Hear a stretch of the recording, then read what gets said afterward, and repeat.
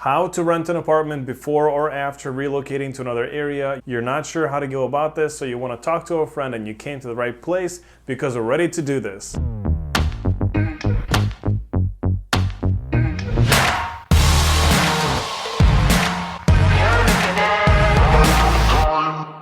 It's Mastermind Mondays. It is my favorite day of the week, and I'm so glad to be able to do this with you. So we're going to talk about 3 really important tips that you should be considering before you relocate or even after you've relocated, and you want to know where should you settle down. If you're new here, welcome. And if you've been here before, welcome back. And let's get started with tip number 1. So if you've been to my channel, you know that I talk about a couple of things that landlords really care about the most. And no, it's not credit. If you have some pretty good savings, good income, if you have great references and other things, you can check out some videos up here. Now, let's say you're relocating to another area. You're going to say, Robert, I'm moving to a new area. I don't have a job there yet. Well, that's a problem, right? Because the first thing you need to do before you relocate is secure a job, and you should get an offer letter, because the offer letter is going to show the landlord that you have a position that you're moving to, even if you don't have a first paycheck. An offer letter is super, super important.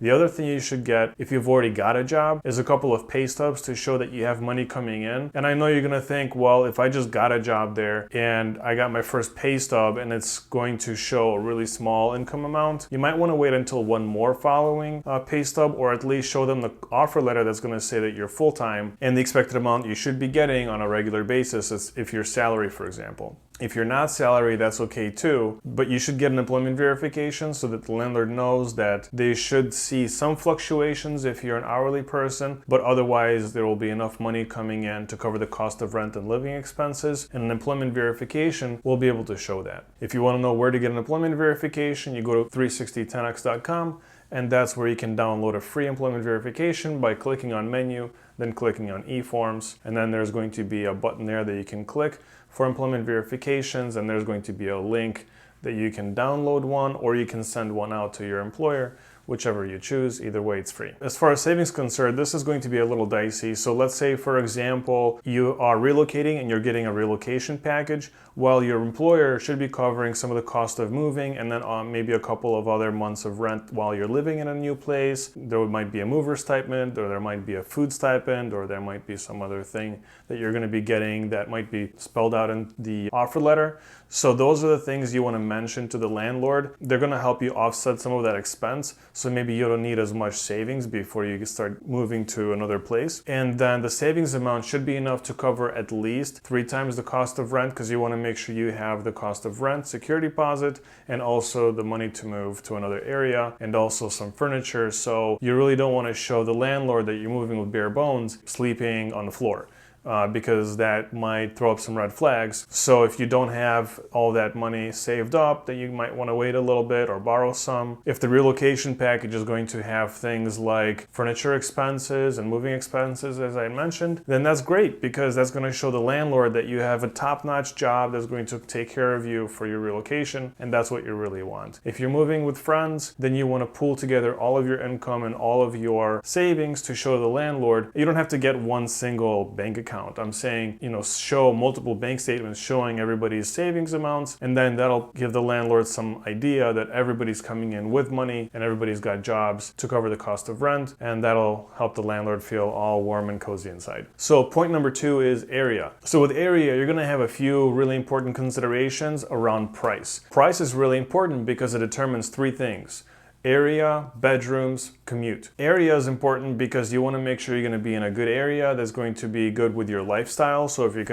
you're the kind of person that likes parks, you want to be by a park. If you're the kind of person that likes bars, you want to be by bars or areas that are family friendly. Now, as far as number of bedrooms, price is also going to determine the number of bedrooms you can afford to rent in a certain area, because some areas are going to be higher in price and some are going to be lower in price. And so if you're going to be looking for, let's say, on your budget in a high-end area, and let's say, for example, you have 3 people, well, in some areas you may not be able to move to because it's going to be too expensive. In other areas where you can't afford to move, get small apartments or apartments where it's going to be barely enough for all 3 3 of you. So the area is going to be a really big factor as it relates to price, because it helps you determine how many bedrooms you can afford to rent for yourself or with the group. And so if there are 3 of you, you can technically all fit in a studio or even a 1-bedroom, but they may not be legal depending on the city you move to, because there are building code rules and you don't want to be in violation of those, and neither does the landlord. So they're probably not going to let you rent a studio or a 1-bedroom if it's the 3 of you. So you're probably going to be looking at a 2-bedroom, but you may not be able to afford a 2-bedroom in the area where you guys want to live. So just factor all of that in when you're looking for an apartment by bedrooms and by price. The next thing you want to consider is commute, because with commute, that's really going to be important, playing on the role of you keeping your job. Because if you're going to be moving around from one place to another and you keep getting caught up with, let's say, for example, traffic. Let's say if you don't have a car, then you're going to be moving from bus to train to rideshare, back to bus, back to train. So that's going to be a huge issue for you. So you want to make sure that you're going to have a really simple commute from home to work, because you want to be on time. And you don't want to get fired in a new city where you don't know anybody or don't know enough people and you don't have enough resources. The whole thing can cascade into a whole fireball, and then you have to move back home feeling all sorry because you didn't get to work on time. So yes, commuting is going to be super important for you. And so the next part of tip number 2 you want to consider is going to be parking. So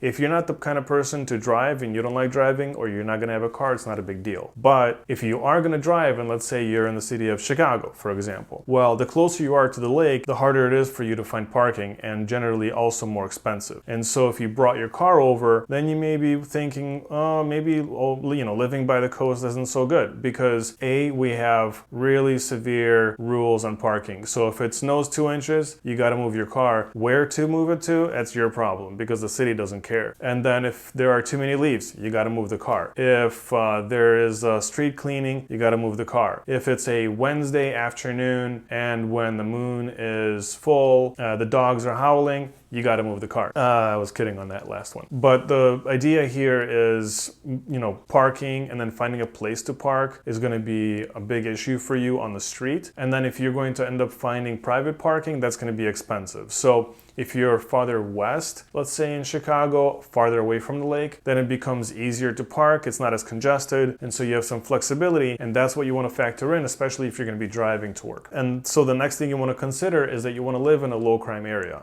So having a low crime area isn't just good for your health, it's also good for your property. So that means you have fewer car vandalisms, it means you have fewer muggings, it means you have fewer murders, fewer people breaking into your house. Hopefully that doesn't happen too often, but in some areas it happens quite frequently. Their apartment has been broken into 2 or 3 times in a year. So thinking about where you want to move, you really want to consider crime and the types of crime. And so in the city of Chicago, the police department has a thing called a clear map, helps the residents see the types of crime and how often crime happens in certain areas. So you want to check that out. Yes, you can talk to local experts, but you got to remember some local experts are biased against certain areas, and so you may not want to trust that. You really want to look at the stats, and the stats that are reported by Chicago police departments on the clear map are pretty reliable. So depending on which city or municipality you're going to end up going to, it might be a good idea to talk to the local police, because they're going to know pretty well what areas are going to be high crime or difficult to work with. This way, if you talk to the police, they're less likely going to tell you some bad information. And so tip number 3 is, if you're going to be relocating and you're the kind of person who likes to purchase property, you might want to hold off on actually buying a property and getting settled down if you're just brand new to the area. So consider doing a trial run with a few areas. So you move into an area, and the first thing you want to do is rent somewhere and live there for maybe a year and figure out if that's the right place, or maybe even do a short-term rental, like a month-to-month lease or a 6-month lease, just to figure out if that's the area you want to go to, because by that time you kind of get your head around the map and you'll know the city a little bit. And then when you live in a certain area, you're gonna meet some people, you're gonna make some friends, and they're gonna tell you, oh, you live in this area, and that's great. And then you're thinking, hey, I got lucky, I picked the right place. But if they're saying, hey, why don't you check out these other areas, or oh my God, I can't believe where you're living, maybe you don't want to live there, you consider those things. And then when you go out and you try the different areas, that's when you figure out where you want to settle down. And then you can go ahead and purchase property, because you don't want to regret buying property. It's just too expensive a mistake. mistake. If you relocate frequently and you have some ideas of the things that you really care about that are the most important to you, write them in the comment below. And as always, thank you so much for watching this channel. Go ahead and give us a like, give us a subscribe. If there's something that we missed and you're an expert relocator, then go ahead and give us a notation down below in the comments. Let us know what we should be looking for, and that's something that you can share with the community. The more you share, the more you contribute, the better the content we can create for you, so that the next time we publish content, you can be in the know. Thank you so much. Our disclaimer is coming. See you next time.